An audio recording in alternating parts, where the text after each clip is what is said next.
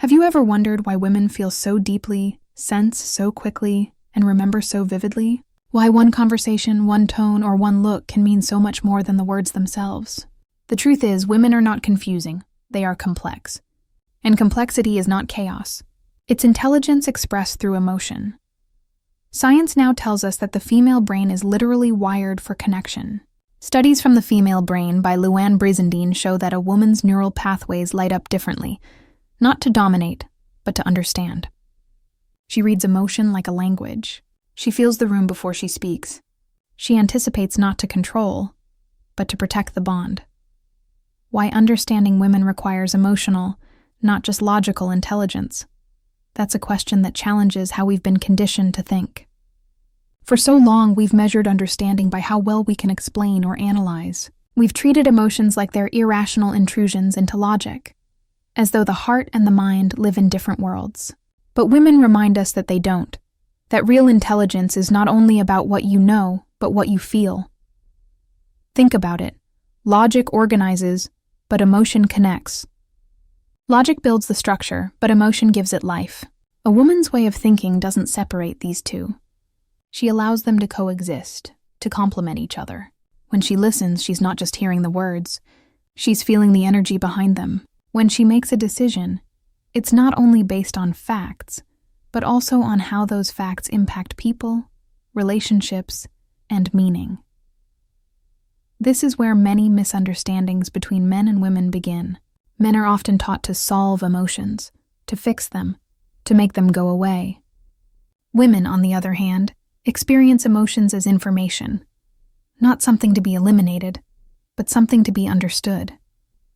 When a woman feels hurt, angry, or distant, it's not simply about that moment. It's about a deeper emotional signal. It's communication from her inner world, asking to be felt, not silenced. Emotional intelligence is the bridge to that understanding. It's the ability to recognize what's happening beneath the surface, to interpret the tone behind the words, the hesitation before the "I'm fine," the quiet withdrawal that says more than shouting ever could. You can't access that through logic alone. You can only access it through presence, empathy, and awareness. The irony is that emotional intelligence isn't just a female thing. It's a human capacity, one that women tend to develop more naturally because of how they're socialized to pay attention to others, to anticipate needs, to nurture connection. Studies have shown that even from childhood, girls tend to read facial expressions and emotional cues more accurately. This isn't magic. It's wiring combined with experience. But when you begin to meet a woman on that emotional level, not trying to outthink her but to feel with her, everything changes. You start to see that what looks like sensitivity is actually sophistication. That emotional expression isn't volatility. It's communication in its rawest form. And when you listen with empathy instead of ego, you discover what she's really saying. Understanding women emotionally means moving from judgment to curiosity. Instead of labeling a reaction as too much, ask, what does this feeling want to reveal? Instead of shutting down when emotion rises, lean in. Because every feeling carries a message. About fear, about longing, about hope, about what matters most. When a woman cries, it's not weakness, it's release. When she gets quiet, it's not distance, it's reflection. When she repeats something you think you've already discussed, it's not obsession. It's her way of saying, I don't feel heard yet. That's emotional fluency, the ability to translate feeling into understanding. And once you start listening like that, the dynamic between men and women shifts dramatically. It's no longer a battle between logic and emotion. It becomes a dance. Logic provides the rhythm. Emotion brings the movement. But here's the truth. Emotional intelligence requires courage. It means being willing to feel discomfort. It means putting down the armor of certainty and opening yourself to the unknown. Because emotions aren't neat. They're messy, unpredictable, sometimes overwhelming. Yet they're also the most direct path to truth. When a woman opens up emotionally, she's offering you a doorway into her world. She's not asking you to fix it. She's inviting you to witness it. That's what intimacy really is. Being seen without needing to be solved. But so many men miss this moment because they rush to fix the problem, to find the logical solution, thinking that's what love looks like. Love isn't solving. It's seeing. Understanding isn't explaining. It's empathizing. The late psychologist Carl Rogers said that the most basic human need is to be understood, truly, deeply understood. For women, this need often takes the shape of emotional resonance. They don't just want you to hear them. They want to feel that you feel them. That's where connection happens. Emotional intelligence also means learning the art of reading what's unspoken. Because women often communicate through subtleties, through tone, timing, body language, and silence. You can't decode that with logic alone. You have to be present. You have to notice. You have to care enough to slow down. When a woman says nothing, it often means something. When she says it's fine, it rarely is. But this isn't manipulation. It's protection. Emotional safety is built on trust, and trust grows slowly. When a woman feels emotionally safe, she becomes transparent. When she doesn't, she retreats behind words that keep her heart guarded. That's why emotional intelligence isn't just about reading others. It's also about regulating yourself. It's about not taking things personally when emotions rise. It's about knowing that tears or anger aren't attacks, but expressions of need. It's about being grounded enough to hold space for both your feelings and hers, without collapsing or retaliating. In relationships, this is everything. Because emotional disconnection, not lack of love, is what breaks most bonds. You can love someone deeply and still make them feel unseen if you don't speak the language of emotion. But when you learn that language, love becomes fluent, steady, safe. Even biologically, emotion plays a vital role in connection. Women have higher levels of oxytocin, the bonding hormone that fosters empathy and trust. During conversation, oxytocin helps women connect emotionally, reading facial expressions and emotional cues faster. That's why when you give a woman your undivided attention, real, patient attention, she feels it immediately. Her nervous system literally relaxes. Her guard lowers. She begins to open. But if she senses emotional detachment, when you're listening with your ears but not your heart, she feels that too. It's not about the words. It's about the energy behind them. Emotional connection doesn't happen through logic. It happens through presence.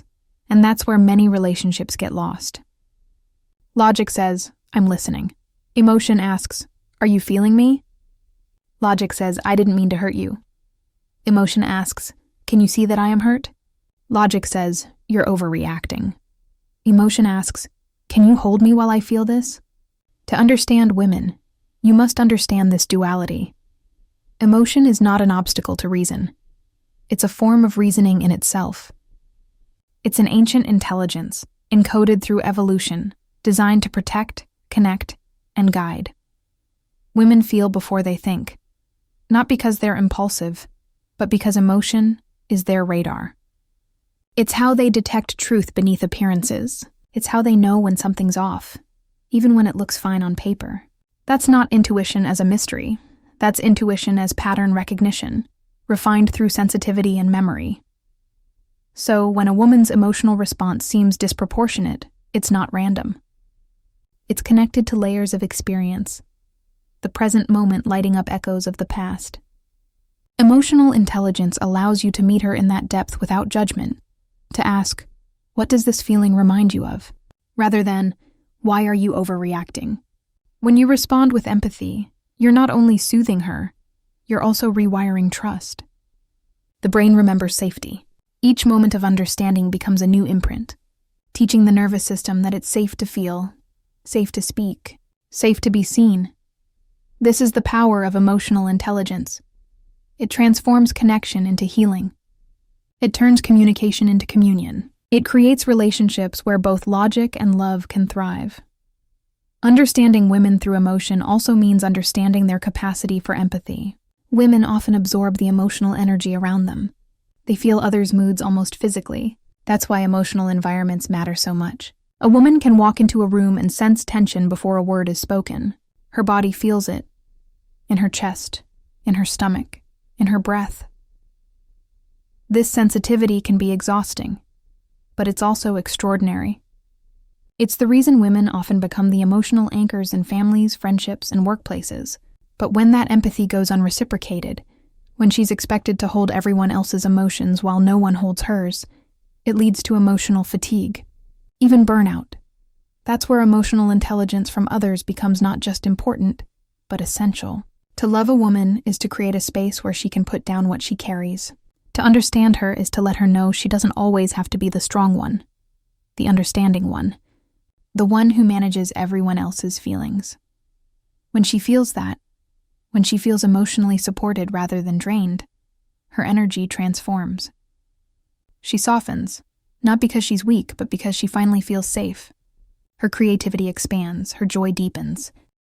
Her connection flourishes, because safety is the soil where feminine energy blooms. Emotional intelligence, at its core, is love with awareness. It's logic infused with compassion. It's knowing when to speak and when to simply hold silence. It's recognizing that the goal isn't to win an argument, but to protect the connection. And perhaps that's what women teach the world. That understanding isn't measured by how much you know, but by how deeply you care. When we stop demanding that women think like men, and instead learn from how women feel their way through life, we discover a kind of wisdom that logic alone can never reach. Because emotion doesn't cloud judgment, it humanizes it. It keeps decisions tethered to empathy, to consequence, to connection. So if you truly want to understand women, don't analyze them. Feel with them. Don't observe from a distance. Step into their emotional rhythm. Notice the subtleties, honor the intuition, and value the vulnerability. Because when logic and emotion finally meet, when the mind listens to the heart, that's when true understanding begins. And that's when connection becomes something sacred. That's the secret most people miss. Emotional intelligence isn't optional. It's the key. It's not the opposite of strength. It's the essence of it. And the moment you embrace that, you'll not only understand women, you'll understand yourself in a way you never have before. Because emotional intelligence doesn't just teach you how to connect with others. It teaches you how to connect with life. It makes you more patient, more aware, more human. And when you carry that into every relationship, romantic, professional, or personal, you stop trying to decode women and start experiencing them. And that's where the real transformation happens. Because women don't want to be understood through logic. They want to be felt through presence. They don't need you to have all the answers. They need you to be there as they explore the questions. That's what emotional intelligence does. It replaces control with compassion, certainty with curiosity, and defense with empathy. It doesn't just make you smarter, it makes you wiser. And when you begin to live like that, when you listen with your whole being, you'll find that women aren't confusing at all. They are clear, if you listen with the right senses. You'll see that their emotions aren't unpredictable. They're beautifully honest. What we often call female intuition is one of the most misunderstood forms of intelligence. People talk about it like it's mystical, irrational, or unexplainable, as if it's just a gut feeling that can't be trusted. But intuition is not magic, and it's not luck. It's both science and art.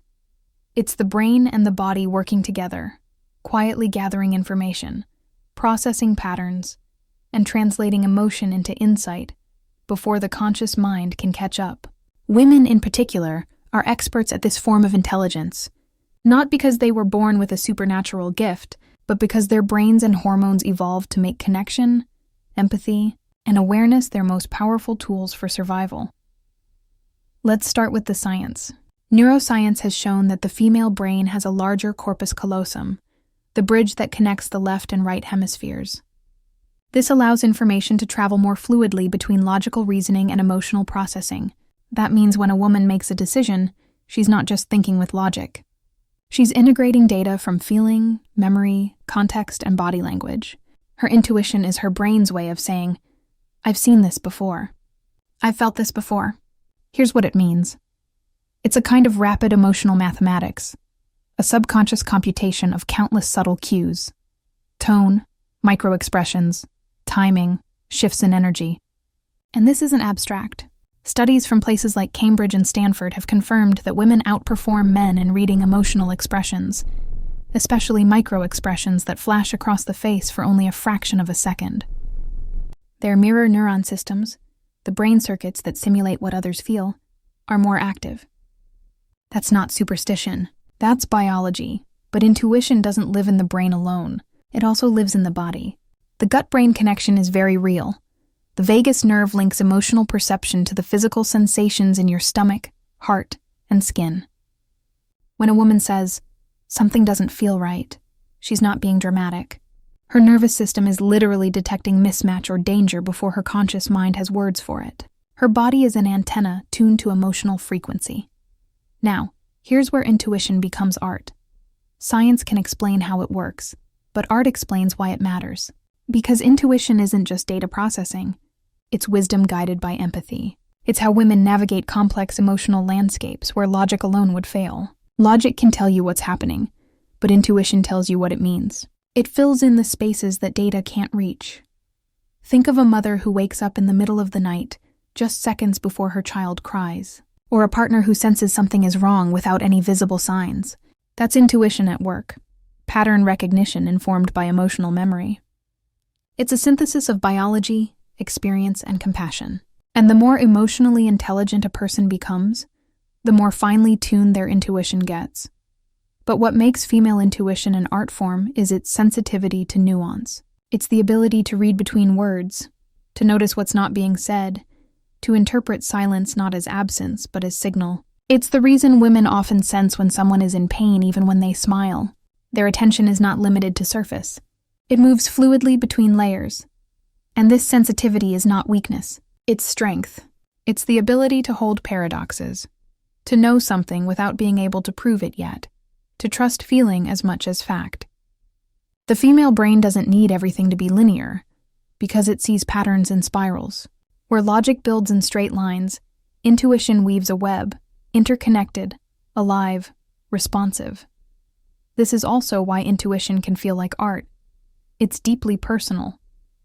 No two women experience it the same way, because intuition grows from experience, emotional resonance, and the stories the body remembers. Every heartbreak, every triumph, every time she listened or ignored that inner voice, it all shapes how her intuition speaks to her now. And yes, sometimes that voice whispers softly. Other times it roars, but it's always there, that quiet sense, that knowing without knowing how you know. It's a language the heart understands long before the mind translates. What's remarkable is how modern research is finally catching up to what women have always known intuitively. That feelings are information, not interference. Emotions aren't noise. They're feedback from the body's intelligence system. A woman's intuition, then, is emotional data refined through empathy and experience. It's a built-in guidance system designed for connection and protection. But intuition is only powerful when it's trusted. Too often, women are taught to doubt that voice, to justify, to over-explain, to question their own knowing, until it fades into self-doubt. They learn to intellectualize what they feel, because the world values logic over emotion. Yet every time a woman silences her intuition to appear reasonable, she disconnects from her deepest wisdom. The art of intuition is the art of listening, not just to others, but to yourself. It's the courage to honor what you sense even when you can't explain it. It's choosing to believe your body when it tells you something's off, even when the evidence isn't visible yet. How many times have we said, "I knew it," after ignoring a gut feeling that turned out to be right? That's intuition reminding us it was never wrong, only overlooked. Intuition also requires stillness. It thrives in presence, not pressure. When the mind is crowded with noise, doubt, and distraction, that inner knowing becomes harder to hear. But when you slow down, when you breathe, when you trust that your sensitivity is your strength, intuition speaks clearly. It's an art that develops over time, like learning an instrument. The more you tune into it, the clearer its melody becomes. It starts as a whisper, a faint tug in your chest, a tightening in your gut, a quiet no, or a confident yes that you can't explain. And when you start honoring those signals, your intuition gets louder, stronger, more precise. There's also beauty in how intuition connects women collectively. You'll often see women mirroring each other's emotions, finishing each other's sentences, sensing each other's moods, holding space without needing words. That's collective intuition, empathy operating in harmony. It's how friendships deepen and communities sustain themselves through emotional synchrony. Some scientists call this emotional contagion, but that phrase misses the poetry of it. What's really happening is resonance, the synchronization of nervous systems through empathy. One woman feels deeply, another feels with her, and through that shared vibration, connection is born. That's not just science. That's art, the art of being attuned to another human soul. Intuition also shows up in leadership. Women who lead with intuition lead differently. They sense undercurrents in teams, anticipate conflict before it erupts, and make decisions that consider not only outcomes, but well-being. It's no coincidence that some of the most emotionally intelligent leaders rely on gut instincts, because intuition reads emotional truth faster than analysis can. And yet, intuition doesn't exclude reason, it refines it. Logic without intuition can be cold, detached, even harmful. Intuition without logic can be impulsive or naive, but together they form wisdom. That's the balance, the science and the art, the science and the art, the brain and the heart. To understand this balance, imagine decision-making as a dance. Logic leads with clarity. Intuition follows with rhythm. Logic measures distance. Intuition feels timing. Logic asks, what's the evidence? Intuition asks, what feels aligned? When they move together, decisions become not only smart, but soulful. That's why the most fulfilled women, and men too, are those who have learned to trust that inner compass. Because intuition doesn't just guide actions, it shapes identity. It's how you know who you are and what you stand for, even when the world tries to pull you in different directions. And there's another layer, the spiritual one. Many women describe intuition as a kind of divine connection, something greater than logic. They sense guidance, alignment, timing. Whether you frame it as neuroscience or spirituality, it points to the same truth. Intuition connects us to something larger than ourselves.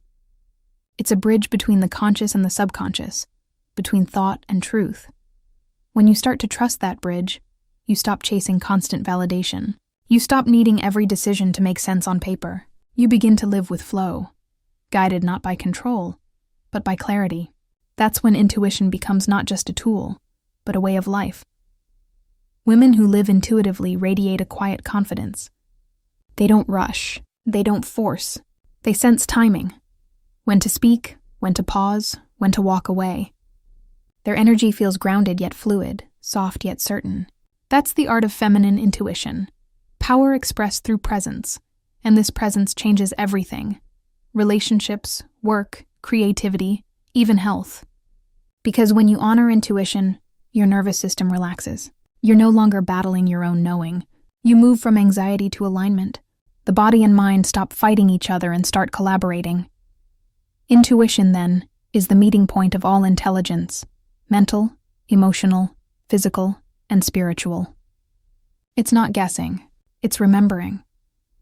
Remembering what the body knows, what experience has taught, what empathy feels. It's ancient wisdom coded into modern life. And when you recognize that, you begin to see that intuition isn't gendered, though women may embody it more naturally. It's the missing balance in a world obsessed with logic and speed. It's the reminder that truth doesn't always shout. Sometimes it whispers. The world tells us to analyze, to plan, to prove. Intuition tells us to pause, to feel, to trust. Logic builds systems. Intuition builds meaning. Logic gives us answers. Intuition gives us understanding. One explains the world. The other connects us to it. So yes, female intuition is both science and art. It's neurons and nerves, hormones and heartbeats, but also rhythm and resonance, feeling and flow. It's what allows a woman to sense truth without evidence, to navigate uncertainty with grace, to turn sensitivity into strength. And perhaps that's why, when you truly understand it, you realize this. Intuition isn't just something women have.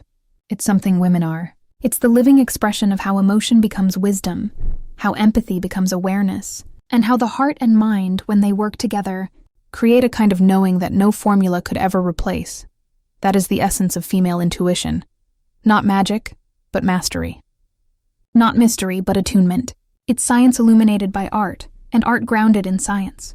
And when you finally learn to see it, trust it, and honor it, You'll never doubt that quiet voice again. Because that voice doesn't come from somewhere outside of you. It comes from within, the place where truth, wisdom, and love all speak the same language. When we talk about communication, we often think of words. But women have always spoken a language that goes far beyond words, a language woven through emotion, tone, and energy. It's a form of communication that exists beneath the surface of conversation, invisible yet unmistakable, subtle yet powerful. It's the way a woman's silence can say more than a paragraph, the way her tone can soften or sting, the way her presence can shift the entire energy in a room without saying a single thing. To understand women deeply, you have to listen differently. You have to listen with your heart, your intuition, your awareness, not just your ears. Because women don't just communicate what they feel, they communicate through what they feel. Emotion isn't an afterthought in their language, it's the message itself. Think about it.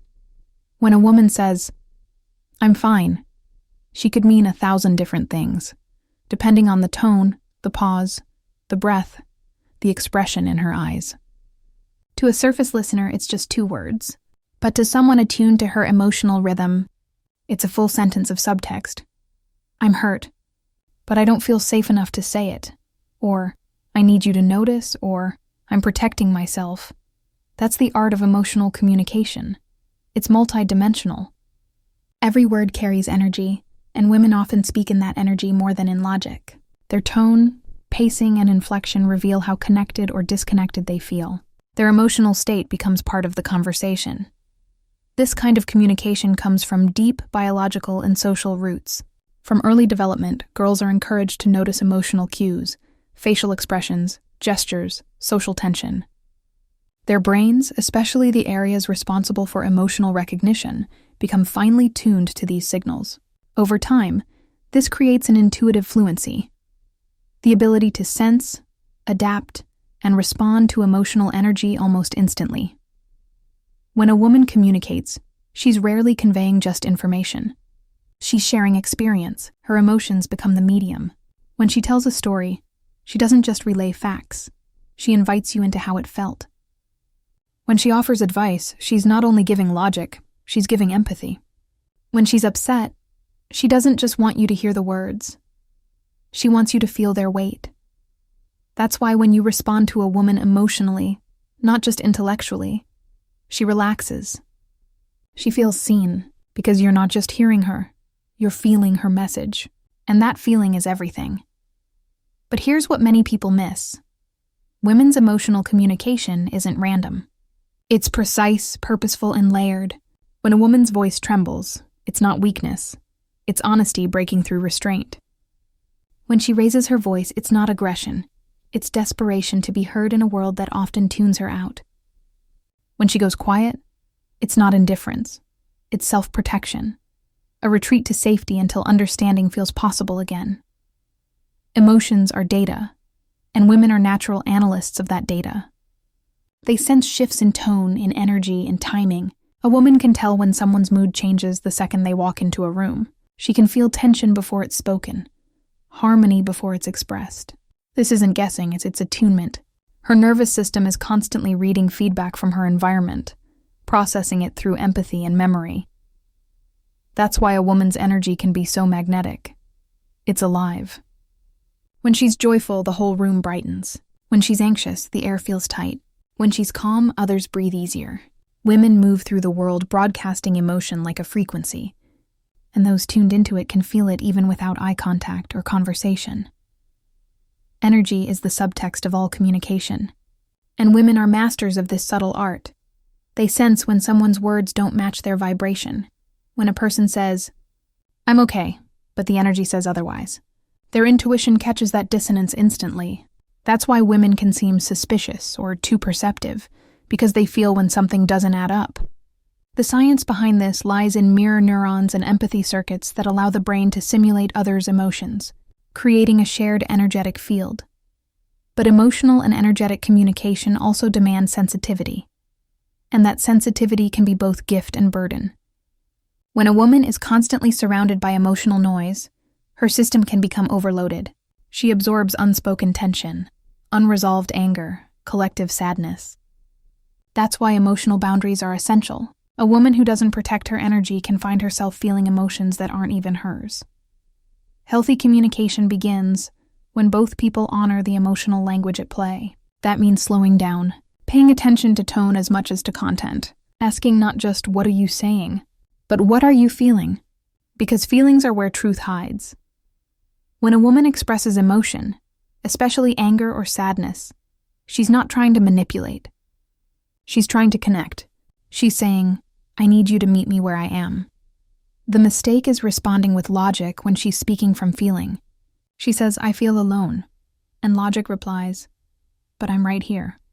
That's not connection. That's translation failure. The emotionally intelligent response is, "Tell me what that loneliness feels like. What do you need right now?" That response changes everything, because it tells her she doesn't have to defend her feelings. She can explore them. It tells her she's safe to be vulnerable without being judged or fixed. That safety allows her to open emotionally, to soften her tone, to trust again. Tone, in fact, is one of the most powerful communicators. It carries emotion more directly than words ever could. The same sentence, "I love you," can express tenderness, sarcasm, fear, or exhaustion depending on tone. Women instinctively pick up on that. They can tell when affection is forced, when apology is sincere, when attention is divided. That's why dismissive tone wounds more deeply than harsh words. It communicates emotional absence. A woman's tone, too, reveals her emotional truth. You can hear when she's carrying pain behind politeness, when laughter masks hurt, when calm hides fatigue. Her tone tells the story her words can't always say, and the more emotionally intelligent the listener, the more they can respond not to the words, but to the feeling behind them. And then there's the language of energy, the most subtle yet most powerful form of communication. It's the invisible dialogue that happens when two people's nervous systems interact. When you're present, grounded, open, she feels it. When you're distracted, defensive, or closed off, she feels that too. You can't fake energy. Presence has a texture, an emotional weight, and women are especially receptive to it. That's why you can't just tell a woman you care. She has to feel it in your energy. Your words may say, "I love you," but if your energy says, "I'm disconnected," she'll believe the energy, because energy never lies. The same goes for conflict. If your energy is defensive, she'll mirror that. If your energy is calm, she'll begin to regulate with you. This isn't psychology, it's physiology. The female nervous system is wired to seek emotional synchrony. She's scanning for safety, for attunement. When you meet her with calm, she feels safe. When you meet her with empathy, she feels seen. When you meet her with care, she feels understood. This sensitivity to energy explains why women often carry the emotional tone of a household or a relationship. Their inner state influences the outer atmosphere because they communicate emotionally all the time, even when they're not talking. That's why when a woman is emotionally at peace, everyone around her feels it. It's like an invisible harmony settling into the space. The challenge is that society has often dismissed or even punished this form of communication. Women have been told they're too emotional, too sensitive, or reading too much into things. But in truth, this sensitivity is not excess. It's excellence. It's emotional intelligence operating at a high frequency. When you learn to appreciate this hidden language, you begin to see that emotion, tone, and energy are not just side notes in communication. They're the entire melody. Words are just the lyrics. So how do you speak this language fluently? You learn to listen beyond words. You slow down your responses. You tune in to the feeling under the conversation. You observe not just what's said, but what's not said. The pauses, the breaths, the shifts in energy. You become curious instead of defensive. You learn to ask, "What are you really trying to tell me right now?" Instead of, "Why are you acting like this?" Women feel that difference instantly, because emotional communication is about resonance, not reaction. It's about being with someone in their feeling, not pulling them out of it. It's about aligning energy, not controlling it. And when this kind of communication happens, it's transformative. Emotional walls dissolve. Arguments lose their edge. Connection deepens. You start hearing not only her words, but her essence. Her emotions become visible. Her energy becomes readable. And suddenly, the mystery disappears. You see the clarity behind her complexity. Because what women really want, beneath all the emotional language, is not perfection. It's presence. They don't expect you to always know the right thing to say. They just want to feel your sincerity. They want to know that their emotions are safe with you, that you can hold space for their tone, their tears, their silence. That's how trust grows, not through logic, but through energy that feels safe. And when a woman feels that safety, her communication transforms too. Her tone softens, her energy opens, her emotions flow with ease. She becomes expressive, playful, creative, vulnerable, because she no longer has to guard her heart. That's when emotional communication becomes a dance, not a struggle. In that space, you realize that emotion, tone, and energy are not female traits. They're human truths. Women simply embody them more visibly. They remind us of a kind of communication that modern life often forgets, one rooted in empathy, sensitivity, and feeling. It's a reminder that real communication is not about speaking more. It's about feeling deeper. It's not about being right. It's about being real. And the more you practice this kind of emotional fluency, the more you begin to experience connection as something sacred, something that transcends language, something that can be felt in the quiet space between heartbeats. So when a woman speaks, listen not just to her words, but to her music, the emotion in her voice, the rhythm of her breath, the warmth or distance in her energy. She is telling you a story that logic alone will never translate. And if you can learn to hear that, to truly hear it, you'll begin to understand women not as puzzles to solve, but as poetry to experience. Because women don't just communicate to be understood, they communicate to be felt.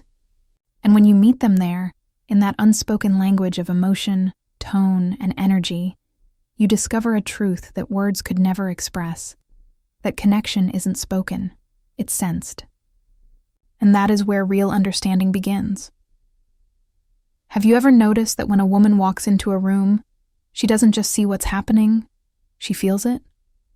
Before anyone speaks, before any expression is made, she already senses the emotional temperature, the undercurrent, the silent signals moving between people. That's not magic. That's biology. The female brain, at its core, was designed for connection, not for domination, not for competition, but for relationship. It's how evolution shaped her to keep families, tribes, and communities bonded. From the moment a girl is born, her brain begins developing pathways rich in mirror neurons, the very cells responsible for empathy, for emotional attunement, for reading another person's inner world. These are the quiet circuits of connection, and they allow women to experience what others feel almost as if it were happening inside their own body. That's why she can pick up tension in a partner's silence or sense worry in a friend's smile. Her biology makes her feel the invisible threads between people.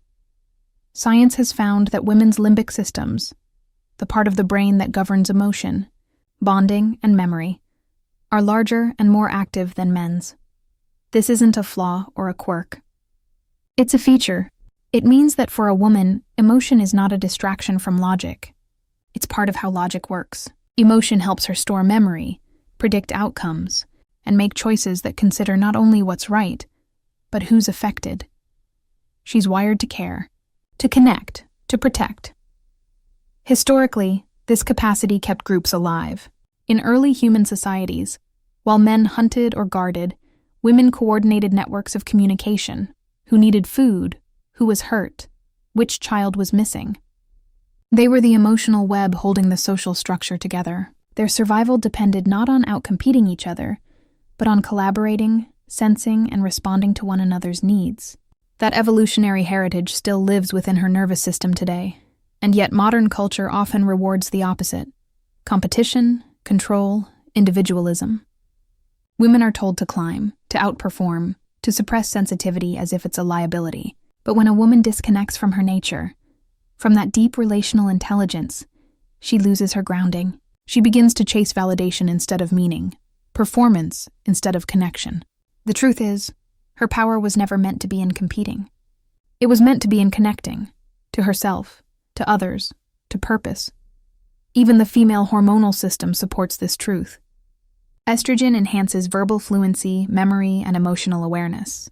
Oxytocin, often called the bonding hormone, floods her body during moments of affection, childbirth, even shared laughter. It calms the stress response, lowers cortisol, and strengthens trust. This is not just chemistry. It's communication between biology and behavior. Her body literally rewards her for connection, not conflict. But here's something few people realize. The female brain isn't just relational in its chemistry, it's collaborative in its structure. The corpus callosum, the bridge connecting the left and right hemispheres, is often thicker in women than in men. This allows information to travel more fluidly between logic and emotion, analysis and empathy. While a man's brain might focus deeply on one task or thought, a woman's can integrate multiple layers at once, not better, but differently. It's a design that favors synthesis over separation, context over compartmentalization. That's why she can sense a change in someone's tone while still planning dinner and replaying a conversation from earlier. Her brain weaves meaning across time and feeling. It's not distraction, it's multidimensional awareness. She's reading not only facts, but energy, the space between words, the tension beneath actions, the rhythm behind silence. And that ability to sense and sync isn't only emotional. It's deeply physiological. When women spend time together, their hormonal cycles begin to align, a phenomenon called menstrual synchrony. Their biological rhythms literally tune to one another. That's the power of connection coded into her biology, a harmony so deep that her body mirrors the patterns of those around her. It's the living language of empathy, written into her cells. But connection isn't only about others. It's also about how a woman connects to herself. The female brain constantly monitors internal signals, heart rate, tension, breath, linking body and mind in a dialogue of awareness. When she ignores her intuition or numbs her emotions, she severs that communication line. Her anxiety rises, her clarity fades, her inner compass becomes muted. Connection, therefore, begins with listening, not to the world, but to her own nervous system. When she honors what her body is telling her, she returns to her. Natural intelligence. Still, we've built a society that often mistakes stillness for weakness and empathy for fragility. But the truth is, connection requires courage. To connect, a woman must open herself. She must risk vulnerability, the possibility of rejection, the ache of caring too much. Yet she does it anyway. That's not weakness. That's the purest form of strength, the willingness to remain soft in a hard world.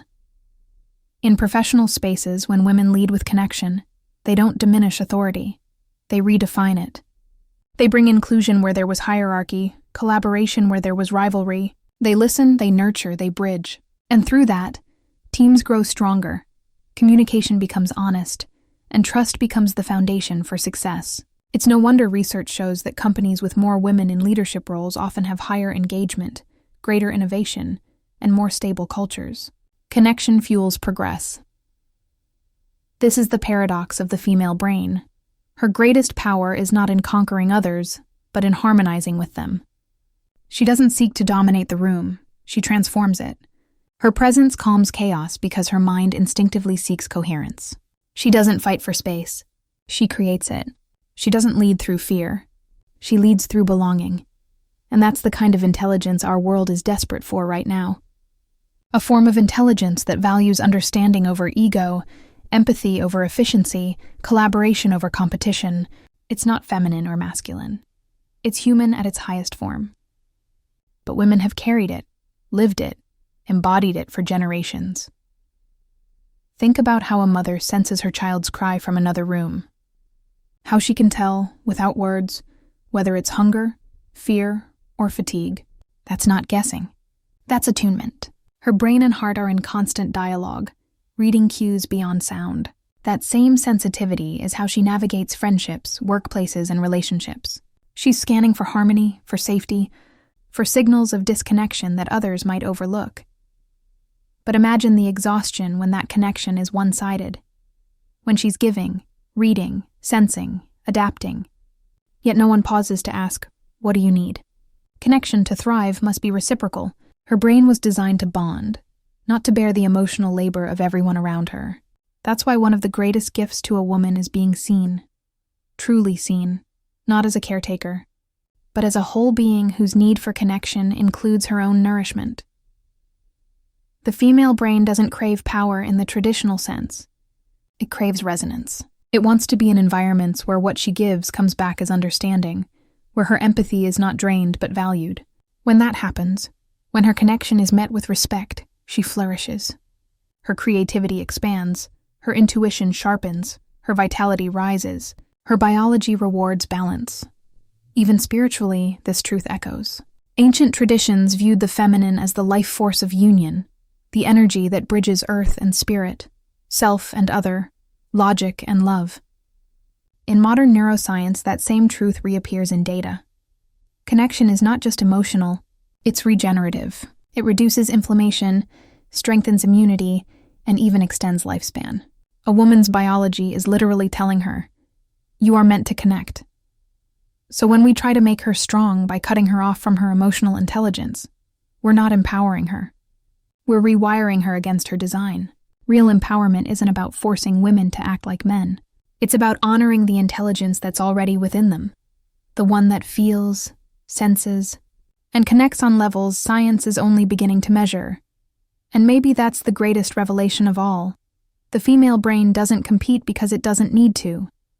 It already knows that fulfillment doesn't come from being above others, but from being with others. It understands that the real win is not in triumph, but in togetherness. That's the evolution nature intended. Not survival of the fittest, but survival of the most connected. So the next time you see a woman holding space for someone's pain, calming a tense room, or bridging two opposing sides with empathy and grace, know that you're witnessing one of the most advanced forms of intelligence on this planet. She's not being emotional. She's being aligned with her biology. Connection is not her weakness. It's her superpower. It's the quiet, steady pulse that keeps humanity whole. And when we begin to see it, to value it, to learn from it, we won't just understand women differently. We'll start understanding ourselves differently too. Because the truth is, the strength of our world will never be measured by how fiercely we compete, but by how deeply we connect. Have you ever paused to wonder what might happen if we stopped trying to figure women out and instead began to feel with them? What if instead of asking women to meet our expectations, we met them with empathy, not to analyze, but to understand? Because the truth is, relationships don't break from lack of love. They break from lack of seeing. When a woman doesn't feel seen, she slowly begins to disappear. Not physically, but emotionally. And that disappearance begins the moment empathy is replaced with expectation. Expectation says, "You should be this way." Empathy says, "I want to know who you really are." Expectation tries to mold. Empathy tries to understand. And when you shift from one to the other, everything changes. Not just how you see women, but how you relate to them, how you listen, how you love. Empathy is not about agreement. It's about presence. It means setting aside your assumptions long enough to hear her truth without trying to fix or defend. It's listening not for your turn to speak, but for what's unspoken. The pauses, the hesitations, the emotion beneath her words. Women don't always communicate in straight lines. They circle around meaning, weaving feeling and memory together until the message reveals itself. When you meet that process with impatience, you miss the depth. But when you meet it with empathy, you discover layers that logic alone could never reach. A woman's trust grows in the soil of empathy. She opens not when she feels understood perfectly, but when she feels understood enough. When she senses that your heart is willing to meet hers, even if your mind doesn't fully grasp her experience. Empathy doesn't require answers. It requires attention. And that attention, that quiet, patient presence, is what makes her feel safe. Too often, expectation builds invisible cages. We expect women to be nurturing but not needy, confident but not intimidating, emotional but not too much. These contradictions teach her to shrink, to edit herself, to silence the parts of her that might disrupt comfort. But empathy invites all her parts to exist, the strong and the soft, the calm and the chaotic. It doesn't ask her to perform. It asks her to be real. And when a woman feels that freedom, she blooms. You can see it in her eyes, in her tone, in how she starts to laugh without hesitation again. She begins to trust that she can show her full emotional range, the tenderness, the fire, the fear, and still be accepted. That's when connection deepens. That's when love becomes oxygen instead of obligation. Empathy transforms relationships because it changes the energy between two people. Expectation closes the heart. Empathy opens it. Expectation says, "Prove to me you're worthy." Empathy says, "You already are." And that subtle difference is the foundation of intimacy, the kind that goes beyond attraction or partnership and enters the realm of soul-level understanding. When you empathize with a woman, you're not just listening to her, you're witnessing her. You're saying, "I see the world through your eyes, even if only for a moment." And in that moment, you bridge two universes, hers and yours. You make space for difference, for emotion, for humanity. And suddenly, love feels less like a transaction and more like a sanctuary. Empathy also changes how conflict unfolds. Expectation fuels blame. Empathy fuels dialogue. When a woman expresses hurt, expectation hears accusation. You're saying I failed. But empathy hears vulnerability. You're showing me where it hurts. The difference between defensiveness and understanding is often just one heartbeat of empathy.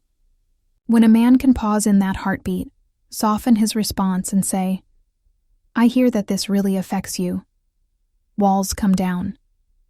This is the emotional intelligence of connection. It's what allows couples to move from power struggles to partnership. Because when empathy enters, competition leaves. No one's trying to win. Both are trying to understand. And when understanding becomes the goal, healing becomes possible.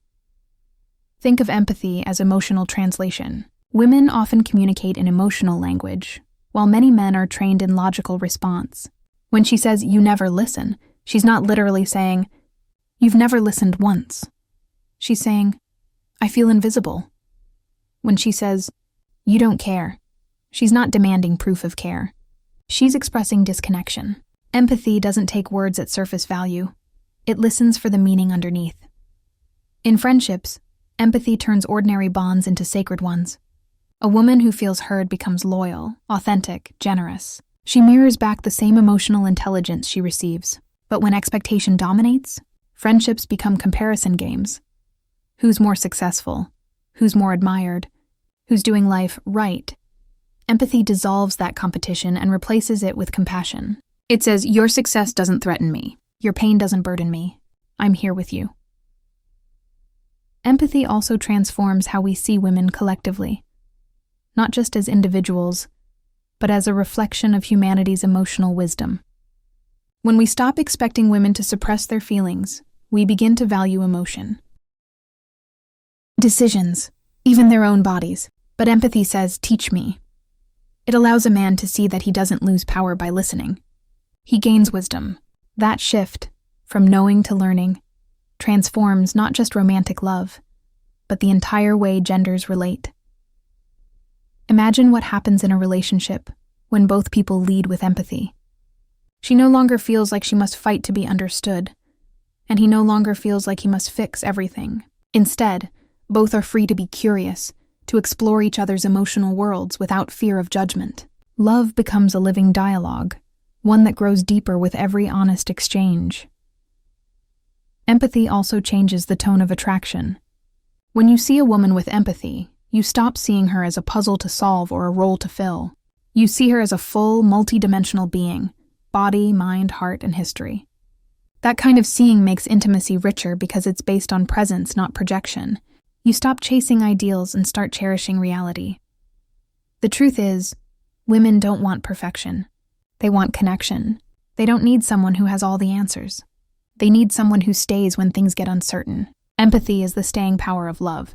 It's the difference between someone who hears her pain and someone who feels it. Between "I get it" and "I get you." And empathy goes both ways. Women too transform when they offer empathy instead of expectation. When they release the belief that a man must love exactly how they do, they begin to see his efforts not through the lens of lack, but of intention. They start to appreciate presence over perfection, effort over exactness. Empathy teaches patience, the understanding that people express care in different languages, and sometimes love doesn't look how you imagined it. Empathy softens edges on both sides.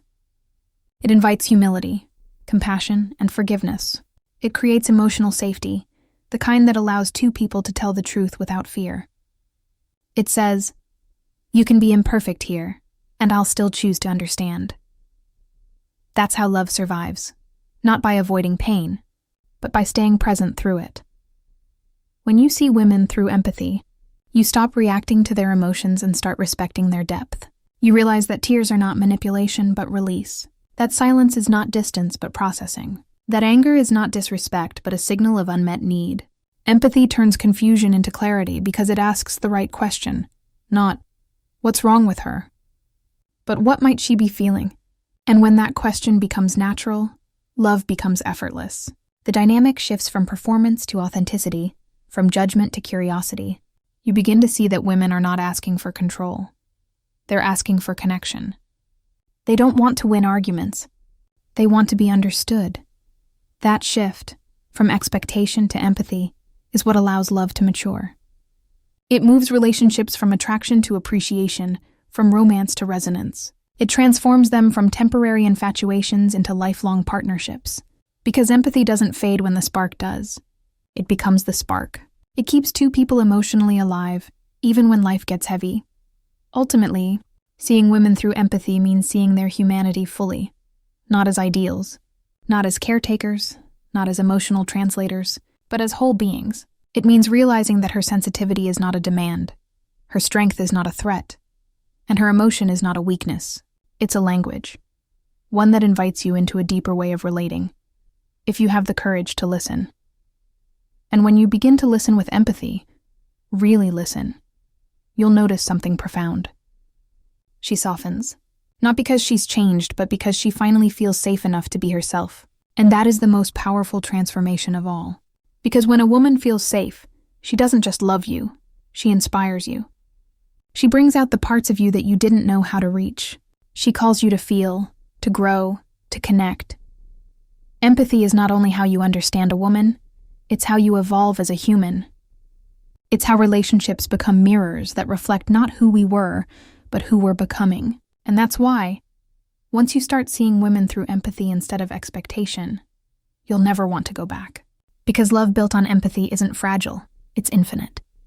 It doesn't just survive, it transforms. It doesn't just connect two people, it heals generations of misunderstanding.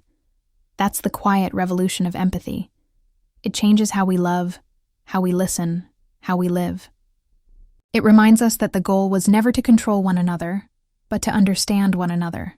To meet each other not with judgment, but with curiosity. To say, "I see you, I hear you, and I choose to understand." And when you can do that, when you can look at a woman and truly see her without the weight of expectation, you don't just change your relationship. You change the very way love exists in the world.